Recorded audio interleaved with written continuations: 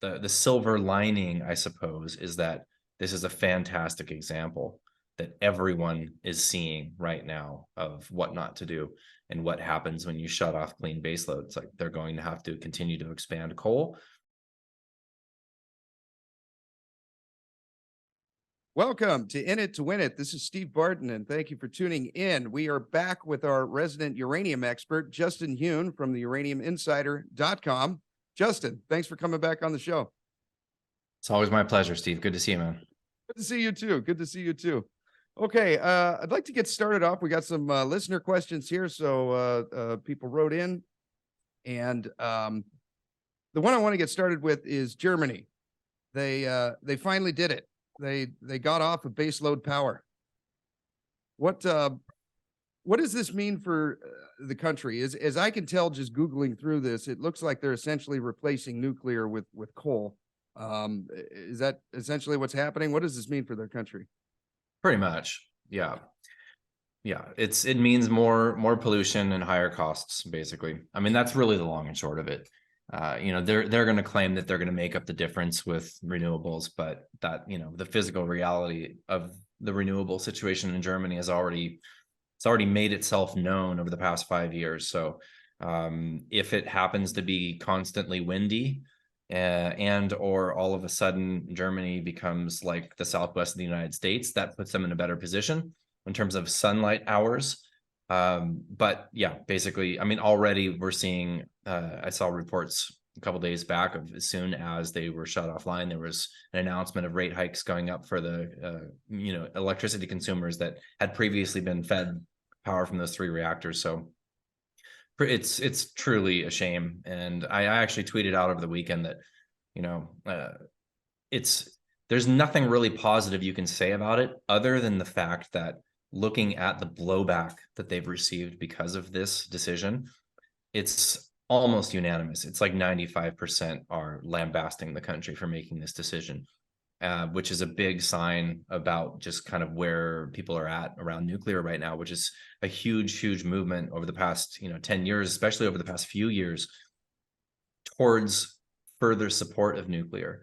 So I think the silver lining, I suppose, is that this is a fantastic example that everyone is seeing right now of what not to do and what happens when you shut off clean baseload. It's like they're going to have to continue to expand coal.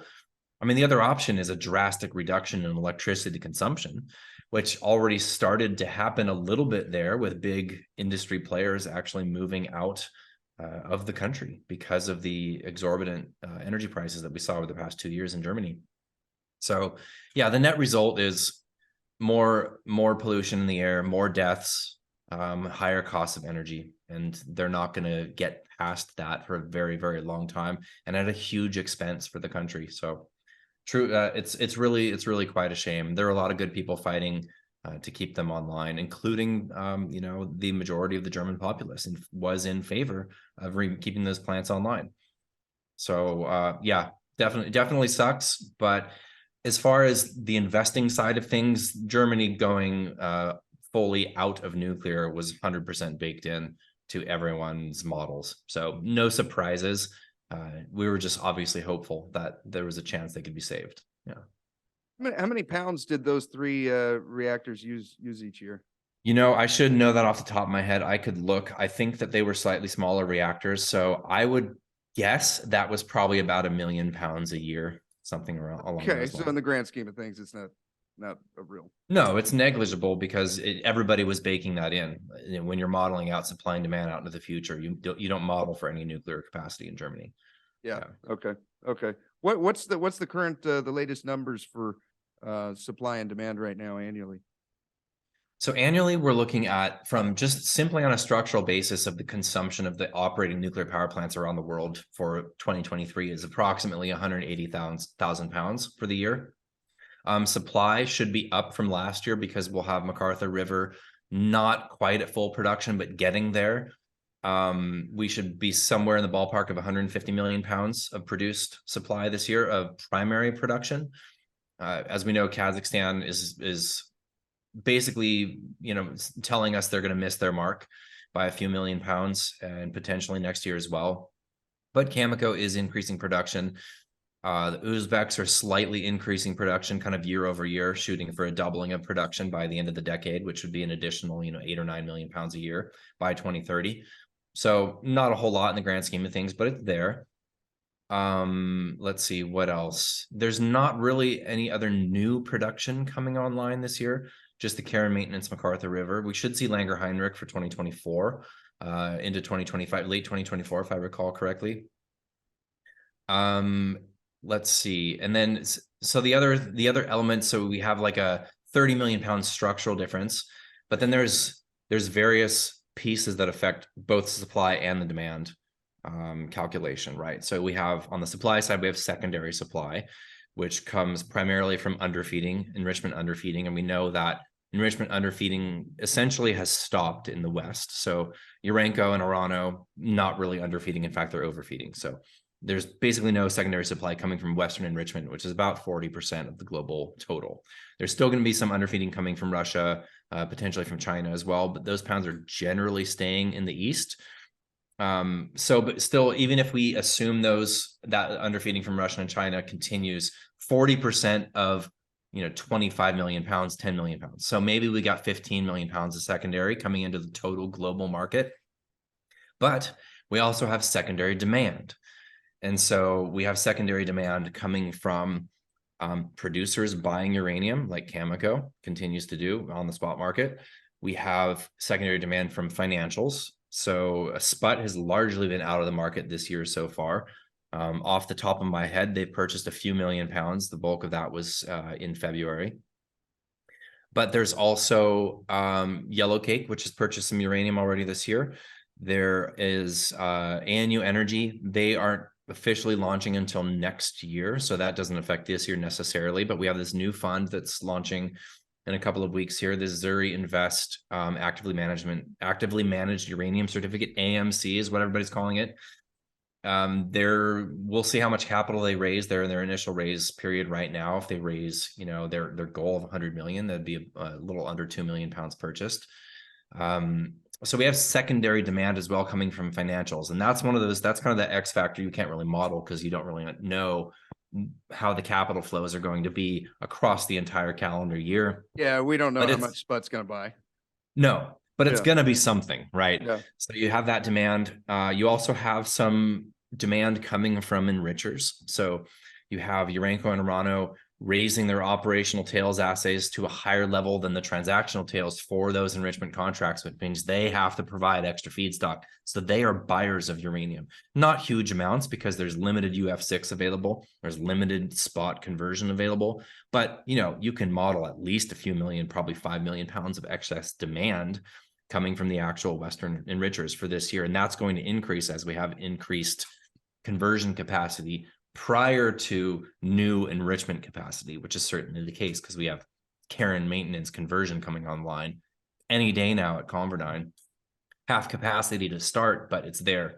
So you end up with this demand picture where structurally we're around 180 million pounds, but in reality, it's probably closer to 200 million pounds for calendar year 2023. And that's only going to grow as we have increased spot conversion capacity. It's not going to be a lot from ConverDyn, but it's something. But also we have year over year increases due to enrichment contracts going out 2026, 2027, 2028, and beyond at much higher tails assays. So when you take that 180 million pound a year number, has to include tails assumptions. You have to make an assumption about enrichment tails to arrive at that number. Because even though a reactor, maybe it's producing about the same amount of electricity year over year over year, the amount of uranium U3O8 that they have to purchase to run through the fuel cycle and actually fuel their reactor is dictated by the enrichment tails assay. So when you say 400,000 pounds per gigawatt per year, that's based on like a 0.18 tails assay. So when you start getting up into a 0.23, 0.25 tails assay assumption, that 400,000 turns to 450,000. And that's a big jump. We're talking, I would argue that 2023's baseline of demand with all the factors I just mentioned is somewhere around 200 million pounds, and that's going to only grow 2024, 2025, 2026. It's only Yeah. going to grow. Yeah. The tails essays you were talking about was the graphic you put up on the last show of the lemons, right? Exactly. Yeah, it's the amount of the fissile isotopes left over from the enrichment process. So when they want to pump out the EUP at 4.5%, they want to pump that out faster because demand is so high. Yeah. They have to run it through faster, utilizing less SWU, but they have Yeah. to put more feed in because the waste material has more of the good stuff in it, essentially. Okay. Okay. That makes sense. Okay. So basically, ballpark, probably 200 million pounds, 150 million pounds coming out of the ground to feed that demand. Correct. Yeah, 150 million pounds plus some secondary. So we'll call it 160, 165, you know, roughly. Yeah. And I think that's being generous with the secondary. Yeah. Yeah. Yeah. Okay, cool. All right. From David Day, he's a subscriber to your newsletter. What are 3 principal risks to your thesis in the near term? He's more interested in not necessarily a Fukushima type disaster. That would probably be pretty bad. But, you know, things where like governments could kind of screw this up. Good question. Well, first of all, thanks for the support, David. Appreciate it. Near term concerns or risks to the thesis. Near term, I mean, I would say the near term has to do with Fed policy, overall market liquidity, broad market correction, recession type market dynamics that have clearly affected the uranium space and most asset classes over the last year or so. So that would probably be the primary risk. Now, I don't have a strong thesis on that front. Nothing would surprise me at this point.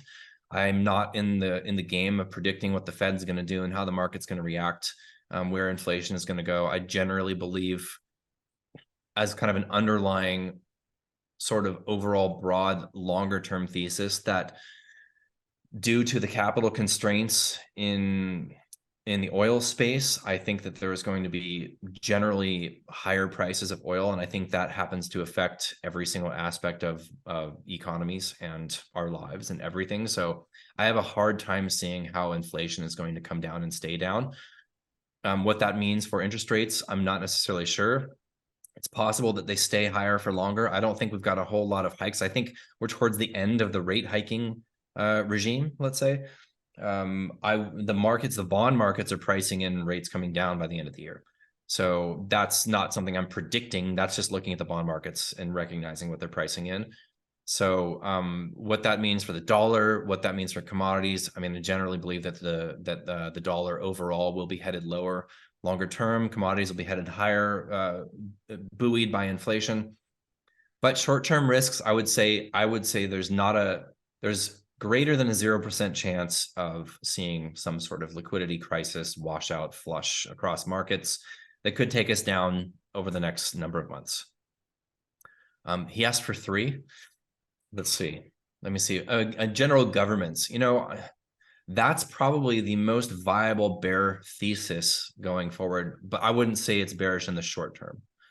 I don't think government policy changes are going to affect the short term or the midterm for uranium and for nuclear, because they generally are overall going in the direction that is supportive of the thesis, from what I can tell, with some exceptions. One of those being Germany, which we just discussed. But I think, you know, making a statement like nuclear has by far the highest EROI, humanity will greatly benefit from an expanded nuclear power segment across the world. It clearly is the obvious clean baseload solution for the benefit of humanity. Statements like that don't necessarily mean that governments are going to go in that direction. I think there's plenty of evidence over the last 2 to 3 years that governments clearly are not looking out for the general populace's best, for looking out for them, for their health, for their overall well-being, for their economic benefit. I think that governments have made absolutely horrendous decisions on the money supply, on rates, on medical dictates, without going down that road. So do I trust that governments are going to continue to do the right thing, or going to start to do the right thing? No. But I can say I am pleasantly surprised to see, at least in the field of nuclear power, that the major Western governments and some of the Eastern governments are moving in that direction. And they are actually doing it. It's not just, it's not just good, kind words that are being put out in the ether. They're actually, the rubber is hitting the road. We're seeing actual funding in the UK, in France, in Japan, in South Korea, in the United States, with the largest fleet in the world, supporting nuclear, possibly looking at new builds. I mean, this liftoff report that just came out last month for nuclear, with the United States Department of Energy suggesting that we triple the nuclear capacity in the United States by 2050, and we got to start right now. Nobody saw that coming. I mean, Yeah. nobody. I can tell you right now, the smartest people in this space, and that's not me, people that are smarter than me and have done more work in this space that are modeling out for future supply and demand, absolutely nobody is modeling out for new nuclear in the United States. So if that happens, I mean, that's a big, big shift going in that direction. But of course, I would say mid to long term, that's probably the most viable bear thesis would be governments not doing the right thing and allowing reactors to shut down and not funding support of new nuclear. But as of right now, I don't think that's a risk in the short term, and the tide is going in that opposite direction. It's going in the support of nuclear. Okay. So recession, some type of liquidity crisis, and governments essentially doing what Germany did are probably your top three picks. Sure, yeah, and of course, my biggest, I would say it's less viable than what I just mentioned, but would be by far the biggest bear thesis would be a big demand shock of some kind. So whether that comes from a nuclear meltdown of some kind that actually shifts policy like Fukushima did for Japan and Germany. Yeah. That's literally what caused the bear market. Yeah, it sucked and it was not a good thing. I mean, nobody died from it, but it was still bad from a nuclear sentiment point of view. The stocks got hit in the short term, but what really killed this sector was 53 reactors going offline over the course of 12 months, and then Germany following suit. That was a demand shock. That's what caused the bear market, was the demand shock, not the meltdown event itself. So It was their a demand reaction shock. to it. Exactly. So if China's like, oh yeah, we're pausing on our nuclear builds, that's going to cause significant shifts in demand modeling going out, especially when we look at the longer term. So if that happens, that would cause me to reassess the overall thesis, knowing that we would not see the growing demand. So right now we have the WNA actually projecting, 4 to 6% per year of growth in demand from nuclear going out into 2030s and beyond. Okay. Mike Gould from YouTube. What does Justin think? What does Justin think the effect of the G7 coming out with a nuclear fuel agreement that steers away from Russia? What effect will this have on the market? I honestly don't expect it to have much of a market effect. I don't think that, at least not in the short term. From what I've read, it's basically just kind of almost like a letter of intent. It's sort of a handshake agreement. We're going to collaborate on this. It makes sense for those countries to collaborate. A, USA has the biggest fleet in the world. B, Canada has immense resources and is the second or third largest producer. I think the second largest producer, behind Kazakhstan. And then you have Japan, the UK, and I'm missing one, France.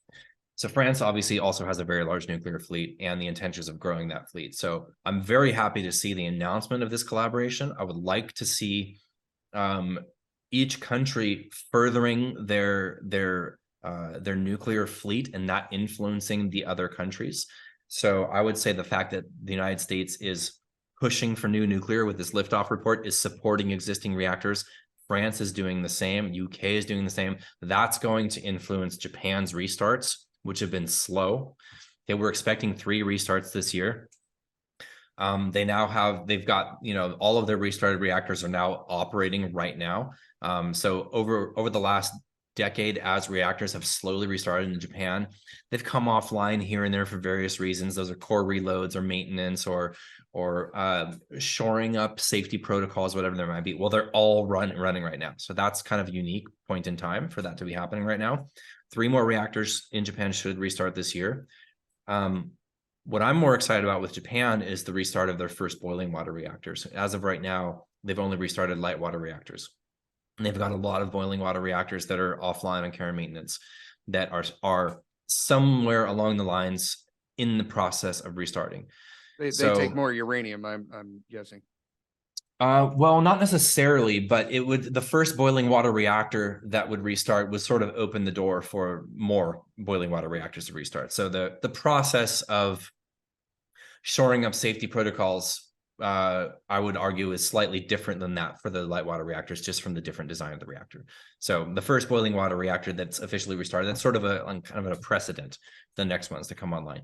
And to the extent that Japan is part of this agreement, I think that it could be kind of like keeping up with the Joneses sort of thing. So it might influence them to fast track these restarts for that matter.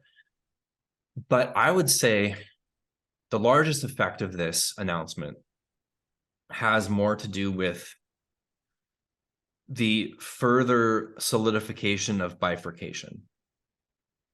So it's a continuing, the Western countries are West sort of versus the shaking East. hands and saying, because there's even language within some of the articles written about this agreement to shut Putin out or shut Putin down of the nuclear, out and cut him out of the nuclear supply chain. And yeah, that's not going to happen, but that language is there. And, you know, if all of a sudden tomorrow peace were declared and the West just forgave what just happened in Ukraine, and it's okay for Western nuclear utilities to just continue to do business with Russia, that would alter the dynamics for this trade in the short term, right? Because some of what's happening right now, this, like we just mentioned, with the increase in tails assays, that has to do with the 70% of the global nuclear demand in the West trying to get enrichment for 40% of the global capacity for enrichment from the West. And that's causing this overfeeding and higher tails assays and much bigger demand there. Now, if that reverted, that would at least shake things up in the short term and probably kind of put a slight dent in the short-term demand picture. Wouldn't change the overall thesis for the long term. But this to me is like these countries coming together and saying, hey, let's screw Putin out of the global nuclear supply chain by collaborating here. So that type of language and that type of move just kind of continues to solidify that bifurcation and make me believe that we are going to remain in a bifurcated market when it comes to the nuclear supply chain, at least for the foreseeable future. Okay. Yeah, it was kind of interesting. They left out the G7, Germany and Italy, but I see why. Yeah, you know, it's funny because Italy, I think there's been kind of some whispers here and there about Italy's intention to kind of revisit possibly looking at SMRs and things like that. So I guess I'm definitely not surprised that Germany was a part of that conversation, part of that agreement. They were sitting back in the corner with a cone on their head. But Italy is probably kind of in the middle there, but whatever. Okay. All right. From Leonard via YouTube. Do you think the new Swiss uranium fund will have a big impact on spot price? If they raise enough for 3 million pounds and are able to get it on spot, wouldn't this be negative, as it appears to be more uranium stock out there than we figured? So this is really interesting. We just had Bram van der Elst, who's the director of Curzon Uranium Trading. And we hope you enjoyed watching that with Justin, and we're going to break this into 2 episodes. So support the show. Hit the thumbs up, like, subscribe, and then hit the little bell notification icon, and you'll be notified when part 2 comes out of Justin Huhn. Thank you guys for watching. You have a great rest of the day.